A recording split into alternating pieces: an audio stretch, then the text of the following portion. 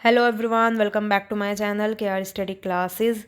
आज की इस वीडियो में हम पढ़ने वाले हैं क्लास 10th का हिंदी क्षितिज का चैप्टर 2 राम लक्ष्मण परशुराम संवाद। इसके जो लेखक हैं वो तुलसीदास हैं। चलिए शुरू करते हैं। इसके जो सबसे पहले इसके लेखक हैं तुलसीदास। तुलसीदास जी का जो जन्म है वो 1532 ईस्वी में हुआ था और उनका जो जन्म है वो उत्तर प्रदेश के बांदा जिले के राजापुर गांव में हुआ था। जबकि कुछ विद्वान ये मानते हैं कि जो उनका जन्म स्थान है वो सोरो जिला एटा है। तुलसीदास जी को जो बचपन में बहुत ज़्यादा संघर्षपूर्ण रहा। उनके बचपन में ही वो अपने माता पिता से अलग हो गए थे।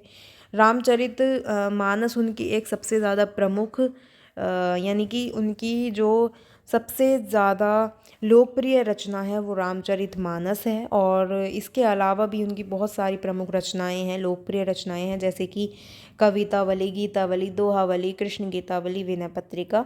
और सन 1623 में काशी में उनका जो है उनकी मृत्यु हुई थी। और जो रामचरितमानस है उसकी जो रचना है वो अवधी भाषा में की गई है, जबकि विनय पत्रिका और कवितावली की जो रचना है वो ब्रज भाषा में की गई है।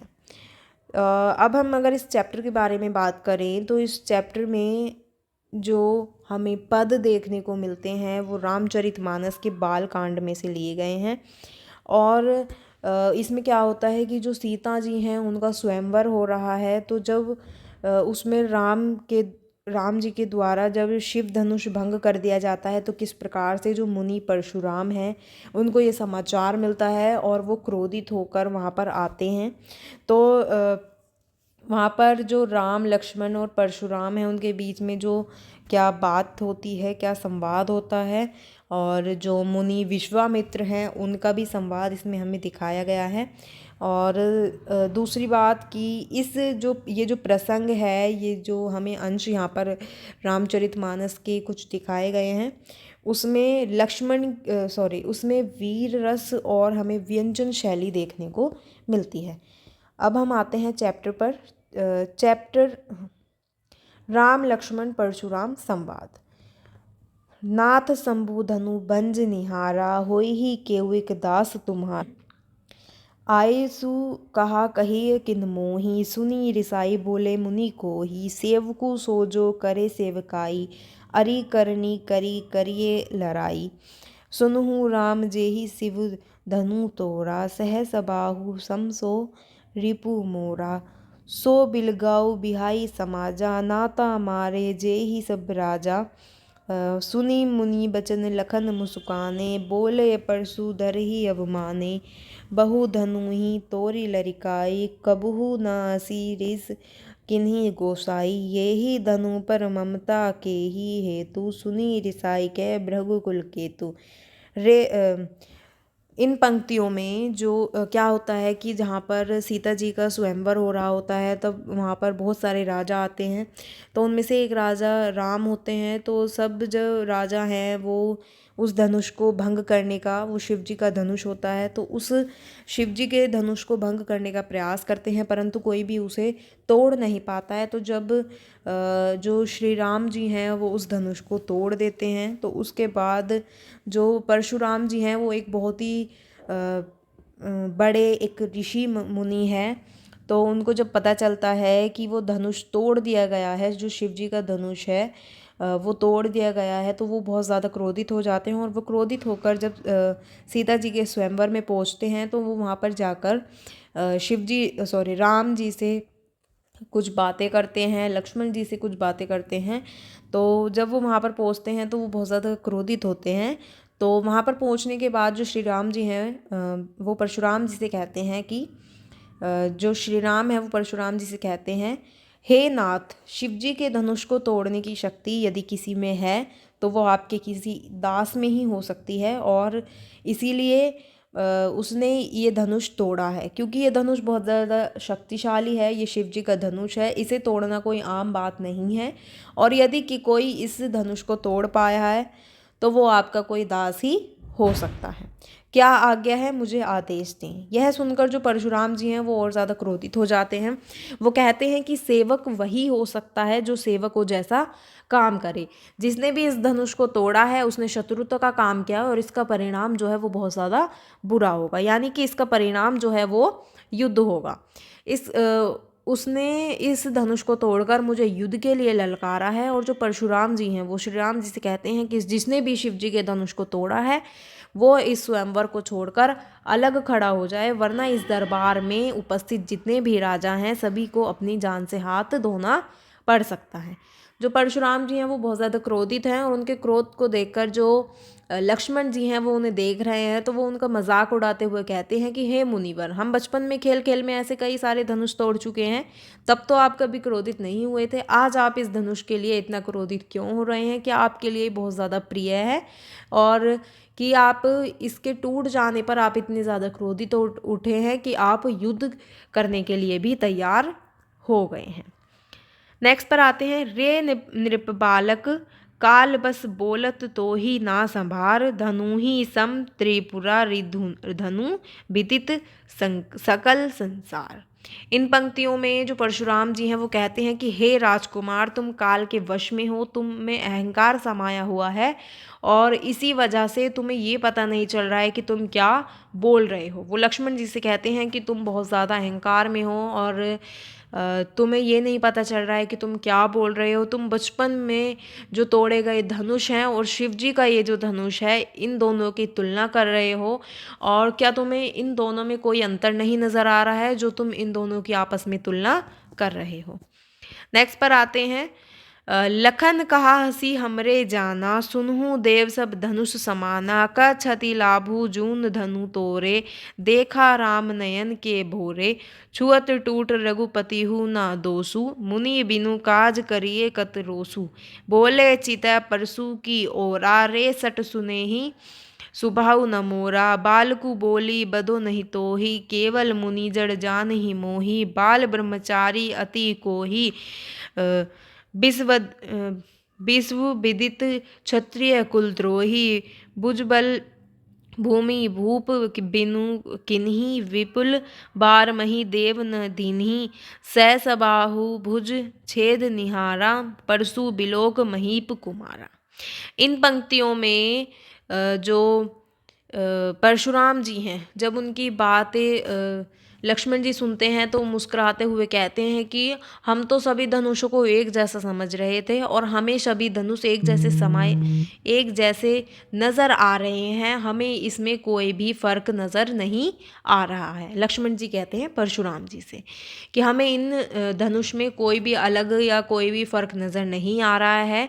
हमारे जो पुराने टूटे हुए धनुष हैं उनका भी मतलब वो भी ऐसे ही थे और ये भी ऐसे ही हैं, तो आप इतना ज़्यादा क्रोधित क्यों हो रहे हैं? तो जब लक्ष्मण जो हैं वो परशुराम जी से कहते हैं, ये बातें कहते हैं, तो जो श्री राम हैं वो उनको तिरछी तिरछी आंखों से देखकर उन्हें चुप रहने का इशारा कर रहे हैं। और जो लक्ष्मण जी हैं वो कहते हैं कि इस धनुष के टूटने में श्री राम का कोई दोष नहीं है। वो यानी कि वो बातों बातों में बता देते हैं कि ये जो धनुष है वो श्री राम जी ने तोड़ा है। ठीक है। और तो वो जो लक्ष्मण है वो कहते हैं कि इस धनुष को तोड़ने में श्री राम जी का कोई दोष नहीं है, क्योंकि इस धनुष को सिर्फ श्री राम जी ने हाथ लगाया था और ये टूट गया।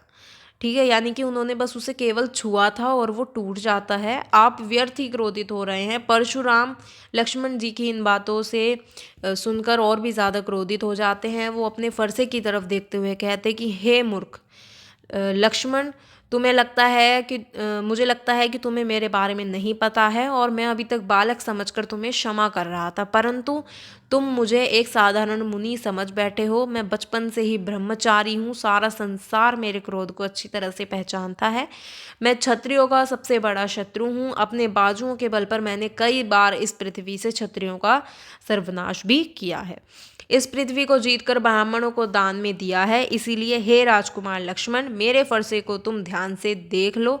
यह वही फरसा है जिससे मैंने सहस्त्र बाहु का संहार किया था। नेक्स्ट पर आते हैं। मातु पित ही जनी सोच बस करसी, महिष किशोर। गर्बन है के अर्भक दलन परसु मोर अति घोर। इन पंक्तियों में जो परशुराम जी हैं वो लक्ष्मण जी से कहते हैं कि हे राजकुमार, तुम मुझसे भिड़कर अपने माता पिता को चिंता में मत डालो, यानी कि अर्थात तुम अपनी मृत्यु को नोता मत दो, और मेरे हाथ में वही फरसा है जिसकी गर्जना सुनकर गर्भ में पल रहे बच्चे का भी विनाश या गर्भ में पल रहे बच्चे का भी नाश हो जाता है। नेक्स्ट पर आते हैं। बिहिसी लखनऊ बोले मृदुबानी, अहो मुनीसु महाबट मानी। पुनि पुनि मोही देखाव कुठारू, चहत उड़ावन फूकी पहारू। इहाँ कुम्हड़ बतियाँ को नाही, जे तरजनी देखी मरी जाही। देखी कुठारू सारा सनबाना, मैं कछु कहा सहित अभिमाना। भृगुसुत समूझी जनेऊ बिलोकी, जो कछु कहू सहो रिस रोकी। सुर महिसुर हरिजन अरुगाई, हमरे कुल इन्हीं पर ना सुराई। बधे पापू अब कीर्ति हारे, मारत हूँ पा परी तुम्हारे। कोटि कुलिस सम बचनु तुम्हारा, व्यर्थ धरहु धनु बाण कुठारा। इन पंक्तियों में जो परशुराम जी हैं, तो जब उनकी परशुराम जी जब बड़ी बड़ी बातें करते हैं तो जो लक्ष्मण जी हैं वो मुस्कुराते हुए मधुर स्वर में कहते हैं, यानी कि जब परशुराम जी अपनी बातें बताते हैं तो जो लक्ष्मण जी हैं वो मधुर स्वर में मुस्कुराते हुए कहते हैं कि आप तो जाने माने योद्धा निकले, आप तो अपना फरसा दिखाकर ही मुझे डराना चाहते हैं, मानो फूंक से ही पहाड़ उड़ाना चाहते हैं। परंतु मैं कोई छुई मुई का वृक्ष नहीं हूँ जो आपकी इन तर्जनी उंगली दिखाकर आप मुझे मुरझा दें, और मैं आपकी इन बड़ी बड़ी डींगों से डरने वाला भी नहीं हूँ। लक्ष्मण कहते हैं, मैंने आपके हाथ में कुल्हाड़ी और कंधे पर टंगे तीर धनुष देखकर आपको एक वीर योद्धा और एक अभिमान पूर्वक कुछ कह दिया, तो आपको ऋषि भृगु का पुत्र मानकर एक कांधे पर जनेऊ देखकर आपके द्वारा किए गए सारे अपमान सहन कर लिए और क्रोध की अग्नि को जलने नहीं दिया। वैसे भी हमारे कुल की यह परंपरा है कि हम देवता, ब्राह्मण, भक्त एवं गाय के ऊपर अपनी वीरता नहीं आजमाते। आप तो ब्राह्मण हैं और मैं आपका वध करूं तो मुझे पाप लगेगा। आप अगर मेरा वध भी कर देते हैं तो मुझे आपके चरणों में झुकना पड़ेगा, यही हमारे कुल की मर्यादा है। फिर आगे लक्ष्मण कहते हैं कि आपके वचन ही किसी व्रज की भांति कठोर हैं, यानी कि जो लक्ष्मण कहते हैं परशुराम जी से कि आपके जो वचन हैं, आपके जो बोल हैं, यानी कि आपकी जो शब्द हैं वो ही इतने ज़्यादा कठोर हैं कि आपको किसी कुल्हाड़ी या धनुष की ज़रूरत नहीं है। नेक्स्ट पर आते हैं। जो बिलोकी अनुचित कहेऊ, छमहु महामुनि धीर। सुनी सरोस भृगु बंस मणि, बोले गिरा गंभीर। इन पंक्तियों में जो ऋषि विश्वामित्र हैं वो परशुराम जी से कहते हैं कि हे मुनिवर, यदि इस बालक ने आपका अपमान किया है तो आपको यानी कि आपको कुछ अनाप शनाप बोला है तो कृपया करके इसे क्षमा कर दीजिए। यहाँ पर जो हमारा चैप्टर है वो कंप्लीट होता है, और अगर आपको समझ आया हो, अगर आपको अच्छा लगा हो तो प्लीज़ वीडियो को लाइक, कमेंट, शेयर ज़रूर करें और मेरे चैनल को सब्सक्राइब करें। Thank you.